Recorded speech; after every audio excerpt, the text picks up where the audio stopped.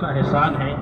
یقین مانیے جب قیام اللیل چل رہا تھا اور ہم تراویح کی نماز پڑھ رہے تھے اور وقت گزرتا جا رہا تھا تو مجھے عمر بن خطاب رضی اللہ تعالی عنہ کا وہ قول یاد آ رہا تھا کہ وہ کہا کرتے تھے اپنی زندگی میں کہ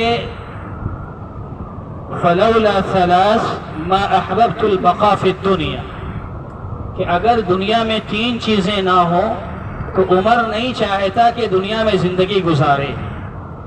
اس میں سے پہلی چیز مکابدۃ اللیل، یعنی راتوں میں قیام کر کے اللہ کے سامنے کھڑے ہو کر اپنے آپ کو تھکا دینا۔ اگر یہ میری زندگی میں نہ آ سکے تو عمر دنیا میں جینا نہیں چاہتا۔ تو واللہ آج پہلا دن تھا اور ہم نے قیام اللیل ادا کی ہے، اور معمول کے مطابق آج کچھ 15 سے 20 منٹ زائد ہم نے قیام کیا ہے۔ آج تھوڑا سا طویل معاملہ ہوا ہے اور سب کو اس کا احساس بھی ہے، لیکن یاد رکھیں یہ کوئی معمولی کام نہیں ہے، یہ بہت بڑا کام ہے، اور ایسے لوگوں کو اللہ توفیق دیتا ہے جو اللہ والے، جو یقیناً کچھ کرنا چاہتے ہیں۔ یاد رکھو اللہ کے نبی محمد رسول اللہ صلی اللہ علیہ وسلم کے بارے میں جو باتیں آتی ہیں نا قیام اللیل کے حوالے سے، آپ اگر احادیث کو چھانیں گے اور دیکھیں گے اللہ کے نبی صلی اللہ علیہ وسلم کی عبادتوں کا حال کیا تھا، تو تین الفاظ ایسے ملتے ہیں، تین الفاظ جو حقیقت میں ہلا دیتے ہیں۔ تین الفاظ کیا کیا ہیں جو نبی کے قیام کے تعلق سے آتا ہے؟ ایک ہے تورمت قدمہ، دوسرا ہے تفترت قدمہ، تیسرا ہے تشققت قدمہ۔ مختلف حدیثوں میں مختلف الفاظ آئے ہیں، تین الفاظ تورمت، تفترت، تشققت قدمہ۔ اب ان تینوں الفاظوں کی تعبیر کیا ہوگی؟ اس کی تعبیر یہ ہوگی کہ اللہ کے نبی صلی اللہ علیہ وسلم راتوں میں قیام اس قدر لمبا کرتے تھے، ایسا طول طویل کرتے تھے کہ کھڑے رہنے کی وجہ سے آپ کے پیروں میں ایسا ورم آ جاتا، ایسا پیر پھول جاتا کہ دیکھنے والے کو معلوم پڑتا کہ یہ پیر اب پھٹ جائے گا، اب پھٹے کہ تب پھٹے۔ یہ اس کی تعبیر ہے تشققت قدمہ۔ تو میرے بھائی، اللہ کے نبی محمد رسول اللہ صلی اللہ علیہ وسلم کا یہ قیام تھا، شکر ادا کیجیے، شکر ادا کیجیے رب ذوالجلال کا کہ سال میں ایک مرتبہ یہ رمضان کا بابرکت مہینہ ہمیں نصیب ہوتا ہے۔ ہم پورے 11 مہینے تو نہیں، کم از کم ایک مہینے 1 گھنٹہ، سوا گھنٹہ یا 1.5 گھنٹہ رب کی بارگاہ میں کھڑے ہو جاتے ہیں۔ واللہ یہ بہت بڑی سعادت ہے، بہت بڑی نعمت ہے، بہت بڑی دولت ہے۔ اس سے بڑی دولت نہیں، یہ رب کی عبادت کے لیے کھڑے ہیں، یقین مانیے بہت بڑا انعام ہے یہ اللہ کی طرف سے، اور اس سے بڑا کوئی انعام ہو ہی نہیں سکتا کہ بندہ رب کے سامنے کھڑا ہو اور خشوع ہو، خضوع ہو، سکون ہو، اطمینان ہو، واقعی بہت بڑی دولت ہے۔ تو بہرحال یہ باتیں تو میں نے وہ کہی ہیں جو مجھے نماز کے دوران فیل ہوا، نماز میں یاد آیا، احساس ہوا، تو میں نے چاہا کہ آپ لوگوں کے سامنے بھی اس بات کو رکھ دی جائے، اور ہم انشاءاللہ آگے آنے والے دنوں میں بھی پوری یکسوئی کے ساتھ، پوری دل جمعی کے ساتھ انشاءاللہ ہم ڈٹے رہیں گے انشاءاللہ۔ آج تھوڑا سا مائک اسپیکر ہم کو تھوڑا تھکا رہا تھا، ہم کو ستا رہا تھا، انشاءاللہ آئندہ دنوں میں ایسا نہیں ہوگا، کوشش کی جائے گی۔ اور ہمارے حفاظ نے بھی بڑی محنت کی ہے، اور سبحان اللہ جو عربی زبان جانتے ہیں، جو نشیب و فراز ہے، جو اتار چڑھاؤ ہے، سبحان اللہ، اللہ تبارک و تعالی ہمارے حفاظ کرام کو جزائے خیر عطا فرمائے۔ اب میں آ رہا ہوں اپنے موضوع پر، بس مختصر سا وقت، کیونکہ سورہ بقرہ ہم نے ابھی پڑھی ہے، پہلا پارہ پڑھا ہے، سارے مضامین کا، ساری چیزوں کا احاطہ ناممکن ہے۔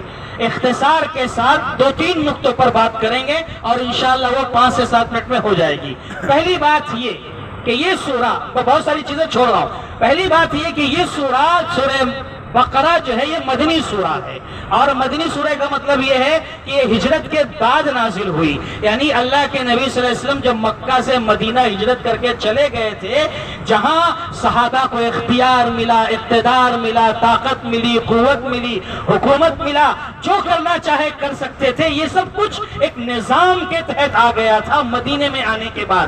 اب یہ جب اللہ کے نبی صلی اللہ علیہ وسلم مدینہ آ گئے تھے تو مدینے میں یہودی آباد تھے، اس نقطے کو ذہن میں رکھیں، مدینے میں یہودی آباد تھے، اور یہودی یہ اہل کتاب تھے، ان پر آسمان سے کتاب نازل ہوئی تھی، تو یہ مدینے میں آباد تھے۔ تو مشرکین مکہ جو مکہ میں تھے نا، جو اللہ کے نبی صلی اللہ علیہ وسلم کے دشمن تھے، تو ان کے ذہن و دماغ میں ایک بات گردش کر رہی تھی کہ یہ محمد صلی اللہ علیہ وسلم جو مدینہ ابھی گئے ہیں، اب دیکھتے ہیں کہ مدینہ جانے کے بعد یہودی ان کے ساتھ کیا کرتے ہیں۔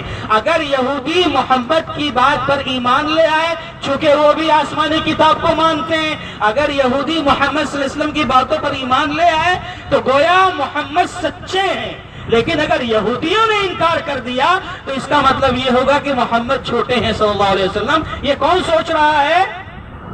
مکہ والے سوچ رہے ہیں نبی کے مدینہ آنے کے بعد۔ اب ہوا کیا جانتے ہیں آپ؟ یہ یہودی جو ہے اس حسد میں، اس ٹینشن میں کہ نبی ہمیشہ ہمارے خاندان سے آتا تھا، بنو اسحاق سے آتا تھا، بنو اسماعیل سے کیسے آ گیا، اس حسد میں جاننے کے باوجود کہ نبی حق ہیں، سچے ہیں، اس کے باوجود کیا کیا انہوں نے؟ انکار کر دیا۔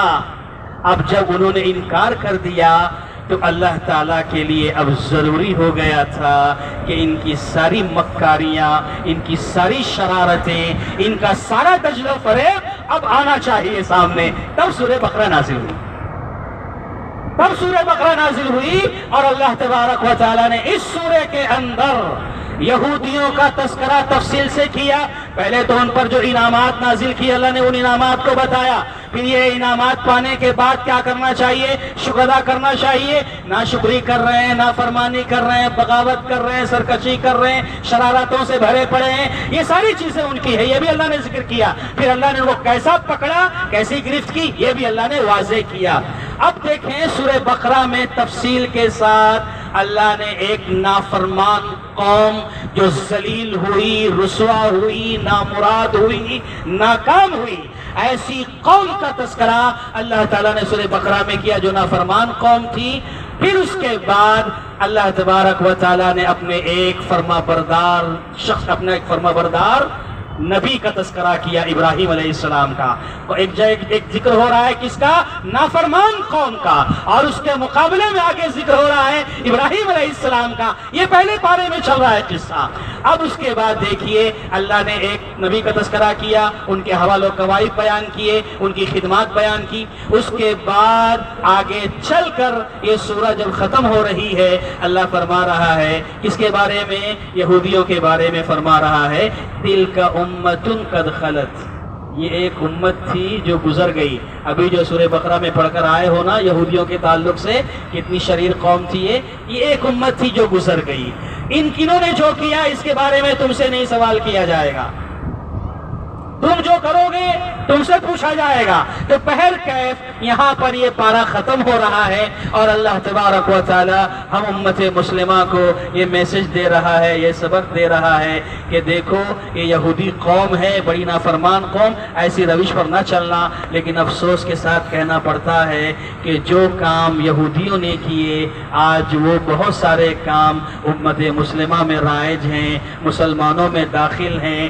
وہ یہودیوں کے ایسے ایسے کام ہیں، وقت نہیں ہے میں گناؤں، بس اتنا سن لیجئے، کسی شاعر نے کیا خوب کہا ہے، وضع میں تم ہو نصارہ تو تمدن میں ہنود، یہ وہ مسلمان ہیں جنہیں دیکھ کے شرمائے یہود۔